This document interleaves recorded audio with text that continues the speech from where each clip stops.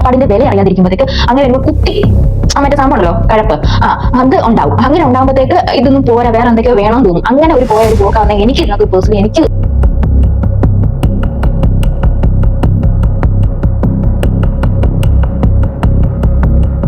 നിങ്ങൾക്ക് എല്ലാവർക്കും അറിയാം, കഴിഞ്ഞ 1-2 ദിവസങ്ങളായിട്ട് അഖിൽ NRTയുടെ വൈഫ് ഒളിച്ചോടിയ വിഷയങ്ങളാണ്, മേഘ ഒളിച്ചോടിയ വിഷയങ്ങളാണ്. ഈ എവിടെയൊക്കെ മലയാളികളുണ്ടോ അവിടെയൊക്കെ, കേരളം മാത്രമല്ല മലയാളികൾ ഈ ലോകമെമ്പാടുമുണ്ട്, അവിടെ എല്ലാം ചർച്ച ആയിക്കൊണ്ടിരിക്കുന്നതാണ്. വളരെ കഷ്ടപ്പെട്ടാണ് അഖില് ഒരു കോണ്ടന്റ് ക്രിയേറ്റർ എന്ന നിലയിൽ ഉയർന്നു വന്ന് ഇപ്പൊ അവന് ലേറ്റസ്റ്റ് ആയിട്ട് ഒരു സിനിമയിൽ അവസരം കിട്ടി. സിനിമ ഓൾറെഡി പൊട്ടിപ്പോയി.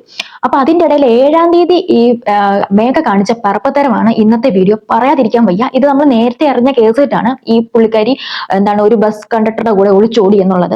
പക്ഷെ അറിഞ്ഞിട്ടും നമ്മൾ ഇത് ഒരു കോണ്ടന്റ് ആക്കാതിരിക്കുമായിരുന്നു. വേറൊന്നുമല്ല, അവന്റെ അവന്റെ ഒരു ജേർണിയിൽ, അതായത് അവന്റെ കരിയറിൽ അവൻ എവിടെയൊക്കെ എത്തിപ്പെടാൻ പറ്റുന്ന ആ ഒരു നിമിഷങ്ങളിലൂടെയാണ് ഇപ്പൊ കടന്നു പോയിക്കൊണ്ടിരിക്കുന്നത്. ഇപ്പം ഒരു സിനിമ അഭിനയിച്ച് അത് ഫ്ലോപ്പ് ആയെങ്കിലും അവന് തുടർന്നും ഈ കരിയർ കെട്ടിപ്പടുത്തേണ്ടതുണ്ട്. അപ്പൊ അങ്ങനെ ഒരു അവസരത്തിൽ നിൽക്കുമ്പോൾ ഒരു കോണ്ടന്റ് ക്രിയേറ്റർ ആണ്. കോണ്ടന്റ് ക്രിയേറ്ററിന് അത്രയധികം എഫേർട്ട് ഇട്ടേ പറ്റുള്ളൂ.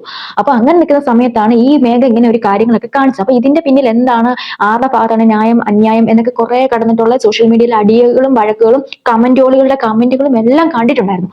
അപ്പൊ അങ്ങനെ ഒരു സമയത്ത് ഇങ്ങനെ ഒരു വീഡിയോ ഇപ്പൊ ചെയ്യണമെന്ന് എനിക്ക് തോന്നി. So welcome back. നിങ്ങൾ ആദ്യമായിട്ട് എന്റെ വീഡിയോ കാണുന്നെങ്കിൽ ഒന്ന് സബ്സ്ക്രൈബ് ചെയ്യാൻ ശ്രമിക്കുക. അതിനോടൊപ്പം തന്നെ വീഡിയോ ഇഷ്ടപ്പെടുവാണെങ്കിൽ ലൈക്ക് ചെയ്യുക. ലൈക്ക് ചെയ്യുമ്പോൾ ഹൈപ്പ് എന്ന് പറഞ്ഞ ഒരു ഓപ്ഷൻ വരും. ആ ഓപ്ഷൻ വരുമ്പോഴത്തേക്ക് ഹൈപ്പ് കൊടുക്കണം.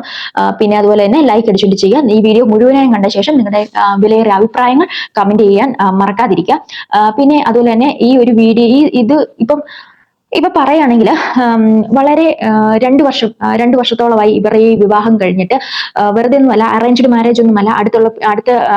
അടുത്ത അയൽവക്കത്ത് താമസിക്കുന്ന പെൺകുട്ടിയാണ്.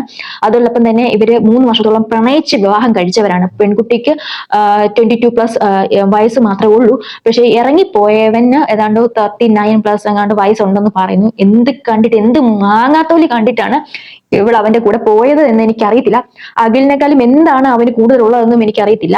ഒരു വീടും കൂടും ഒന്നും ഇല്ലാത്തവന്റെയാണ് കൂടെ പോയത് എന്ന് പറയുന്നു. ഏറ്റവും അടുത്ത ആൾക്കാരിൽ നിന്ന് അറിഞ്ഞ കാര്യങ്ങളാണ്. ഇത് കാരണം എന്താണ്, അഖില് നന്നായിട്ട് ഇപ്പം അവന്റെ മാനസികാവസ്ഥ വളരെ മോശമാണ്. കാരണം ഇതിന്റെ കൂടെ കമന്റും കൂടെ കാണുമ്പോഴത്തേക്ക് വളരെ മോശമാണെന്ന് ഉണ്ട്.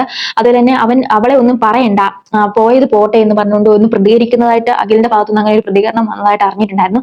വാട്ട് എന്താണേലും അവൾ കാണിച്ചത് തന്തയില്ലായ്മ തന്നെയാണ്. പറയാതിരിക്കാൻ പറ്റത്തില്ല. അങ്ങനെ തന്നെ ഇതിന് പറയാനുള്ളൂ.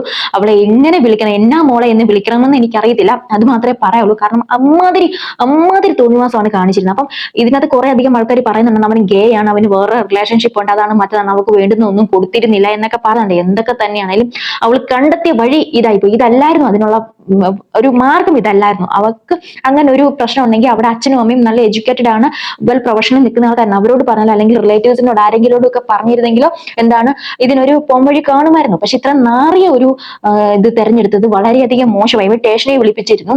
സ്വാഭാവികമായിട്ടും മാൻ മിസ്സിംഗ് കേസ് കൊടുത്തു.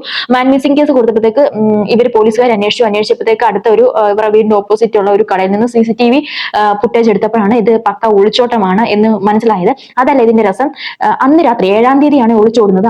അന്ന് പകല് തന്നെ 10,000 രൂപയ്ക്കുള്ള ഡ്രസ്സ് സഹിതം ഇവക്കുള്ള ഡ്രസ്സ് എല്ലാം വാങ്ങിച്ചുകൊണ്ട് കൊടുത്തേ ഉള്ളൂ. ഇവൾ പറയുന്നത് വെച്ചെങ്കിൽ ഇവിടെ ശ്രദ്ധിക്കുന്നില്ല. കോണ്ടന്റ് ക്രിയേറ്റർ ആണ്, നമുക്കറിയാം. നമ്മളൊക്കെ കോണ്ടന്റ് ക്രിയേറ്റർ ആണ്. പക്ഷെ നമുക്ക് പലപ്പോഴും സമയം കിട്ടുന്നില്ല. നമ്മൾ പ്രൊഫഷണലിന്റെ കൂടെയാണ് ഒരു സൈഡായിട്ട് കോണ്ടന്റ് പോകുന്നത്. പക്ഷെ അഖിലിനെയൊക്കെ സംബന്ധിച്ചിടത്തോളം തനിക്കുള്ള ജോലി എല്ലാം കൂടെ കളഞ്ഞിച്ച് അവൻ കോണ്ടന്റ് ക്രിയേറ്റർ ആയിട്ട് വന്നൊരു വ്യക്തിയാണ്. അപ്പം നമുക്ക് ഒരു ദിവസം കോണ്ടന്റ് ചെയ്തില്ലെങ്കിൽ നമുക്ക് ഭയങ്കര വെപ്രാളമൊക്കെ എടുക്കും. ഇപ്പൊ എനിക്ക് അങ്ങനത്തെ പ്രശ്നമൊന്നും ഉണ്ടായിരുന്നു, ഇപ്പം ഇല്ല. അപ്പം അങ്ങനെയാണ് ഓൾമോസ്റ്റ് എല്ലാ കോണ്ടന്റ് ക്രിയേറ്റേഴ്സും അങ്ങനെ തന്നെയാണ്. അന്നുള്ള സംഭവങ്ങൾ നമുക്ക് ചെയ്തില്ലെങ്കിൽ നമുക്കൊരു വെപ്രാളമൊക്കെ വരും. അന്നെന്തോ അപ്ലോഡ് ചെയ്തില്ലെങ്കിൽ, അതൊക്കെയാണ് ഇവിടെ പറയുന്നത്. പക്ഷെ ഞാൻ ഇവര് കാണുമ്പോഴത്തേക്ക് ഒന്നും ആരും അറിയത്തില്ലാതെ എവിടെയോ മൂലയ്ക്ക് കടന്ന ഇവന്റെ ഒരു ലേബലിലാണ്, ഇവന്റെ ഒരു ഗുഡ് വില്ലാണ് ഇവളും ഇന്ന് ഒരു 150 ഫോളോവേഴ്സും ആയിട്ടുണ്ടെങ്കിൽ ഇവന്റെ ഗുഡ് വില്ലിലൂടെ വന്നതാണ്.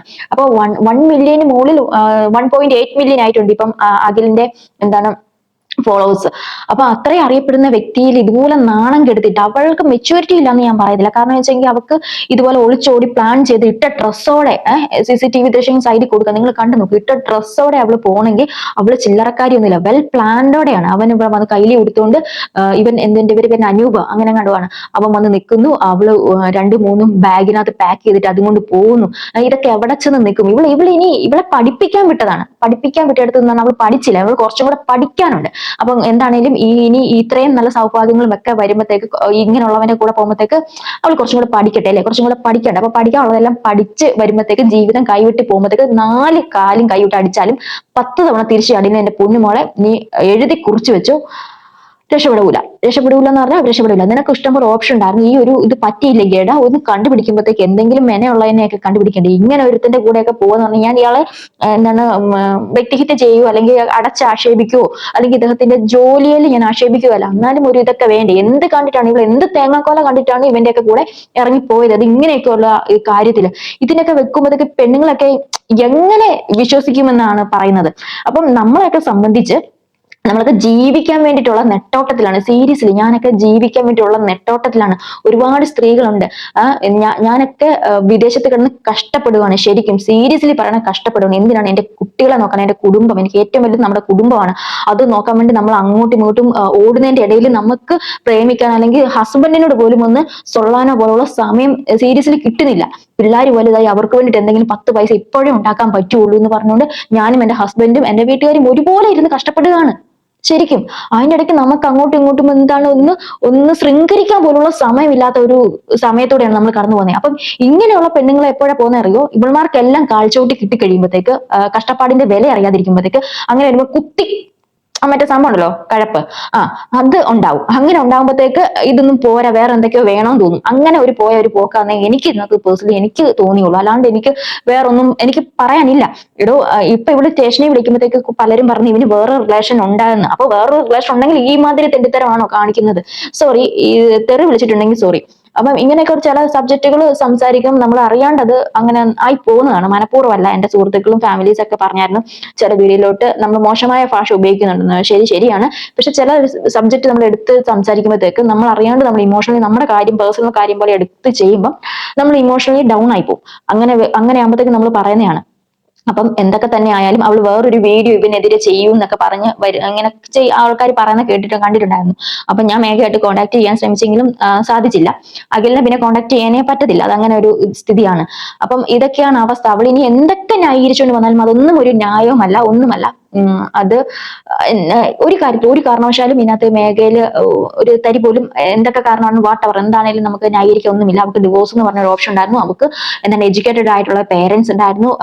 എവിടെയെങ്കിലും ഒക്കെ കൂട്ടുകാരികളോടാണെങ്കിൽ പോലും കാര്യങ്ങൾ പറഞ്ഞിട്ട് ഈ ബന്ധം പറ്റത്തില്ല, അവർക്ക് സ്യൂട്ട് അല്ലെങ്കിൽ അങ്ങനെ പോയിട്ട് വേറെ ഇതാക്കാം. ഇത് ഇവന്റെ കഴിഞ്ഞ ദിവസം എന്താണ് 3-ാം തീയതി ഓഗസ്റ്റ് 3, 4-ാം തീയതി ഒക്കെ ഇവള് പ്രൊമോഷൻ കാര്യങ്ങളും പിന്നെ അതുപോലെ തന്നെ എന്താണ് ഒരു അഡ്വർടൈസ്മെന്റ് വീഡിയോ ഒക്കെ ചെയ്തതാണ്. അവള് നല്ലൊരു അഭിനയ കുലപതിയാണെന്ന് മാത്രമേ എനിക്ക് പറയാനുള്ളൂ. ആ ചെറുക്കന്റെ ജീവിതം അവൾ അത്രയും മുടിപ്പിച്ചിട്ട് ഇറങ്ങിപ്പോയത്. അതുപോലെ ഇവനെ കുറിച്ച് മോശം പറയുന്നവരോടൊന്നും ശ്രദ്ധിക്കുക. നമുക്കറിയത്തില്ല കാര്യങ്ങൾ എന്തൊക്കെയാണെന്ന് അറിയത്തില്ല. അപ്പൊ എന്താണേലും അവന്റെ ഭാഗത്ത് തെറ്റുണ്ടെങ്കിലും ശരിയുണ്ടെങ്കിലും ന്യായമുണ്ടെങ്കിലും എന്തൊക്കെയാണെങ്കിലും അവൾ കാണിച്ചതിനോട് ഞാൻ പരിപൂർണമായിട്ട് വിയോജിപ്പാണ് എനിക്കുള്ളത്. ശരിയായില്ല, കാണിച്ച ഒട്ടും ശരിയല്ല. അവന് മാത്രമല്ല അവന്റെ കുടുംബക്കാര്, അവന് സഹോദരങ്ങളുണ്ടെങ്കിൽ അവരുടെ ഇത്, അതുപോലെ തന്നെ എന്താണ് ഇവിടെ കുടുംബക്കാർ, ഇവരുടെ അച്ഛന്റെ അമ്മയുടെ മുഖത്ത് കരിവാരി തേച്ചിട്ടുണ്ട്. ഇനി ഇവന് കുറെ കഴിയുമ്പോഴത്തേക്ക് വേറെ ലൈഫൊക്കെ കിട്ടും. എനിക്ക് അഖിലിനോട് പറയാനുള്ളത് ചാടാനുള്ളത് എപ്പോഴാണ് ചാടും. കുറച്ച് നേരത്തെ നന്നായി. 2 കുട്ടികളൊക്കെ ആയി കഴിഞ്ഞിട്ടാണെങ്കിൽ അതും ഒരു ഇതായിരുന്നു. ഏക്കാലും നന്നായി എന്നേ പറയാനുള്ളൂ. പിന്നെ അതുപോലെ തന്നെ വേറൊരു കാര്യം പറയാനുള്ളത്, സ്വന്തം കുടുംബത്തും കരിവാരി തേച്ചിട്ടാണ് ഇവള് പോയത്. നാളെ ഇവിടെ തന്തയും തള്ളയും നാട്ടുകാരുടെ മുന്നിൽ എങ്ങനെ നോക്കും? അല്ലെങ്കിൽ ഇവർക്ക് സഹോദരങ്ങളുണ്ടെങ്കിൽ ഇവള് എന്ത് കണ്ടിട്ട് അഖിലില്ലാത്ത എന്ത് മാങ്ങാത്തലിയാണ് ഇവനുള്ളതെന്നാണ് എനിക്കിപ്പോഴും മനസ്സിലായത്. എനിക്ക് ആ ഫോട്ടോ കണ്ടിട്ട് എനിക്ക് അറിയത്തില്ല. ഇവനെ വിളിക്കുന്ന നാട്ടുകാർക്ക് നല്ല അഭിപ്രായമാണ്. നല്ല ഒന്നാന്തര അഭിപ്രായമാണ് മോനെ നീ ഇറങ്ങി പോയവനെ കുറിച്ചുള്ളത്. എന്നിട്ട് ഇരട്ടപ്പായ പേര് തന്നെ പൂവാലെന്നോ കോടിയെന്നോ അങ്ങനെ മറ്റോ കണ്ടൊക്കെയാണ്. അപ്പം ഒന്നും പറയില്ല. അപ്പം എന്താണേലും നല്ലത് വരട്ടെ. നല്ലത് നായിക്ക് പറഞ്ഞിട്ടില്ലല്ലോ അല്ലെ. അപ്പം ഇതൊക്കെ കേട്ടിട്ട് നിങ്ങൾക്ക് എന്താ തോന്നിയാൽ തീർച്ചയായിട്ടും കമന്റ് ചെയ്യുക. അടുത്തൊരു വീഡിയോ വീണ്ടും ബൈ.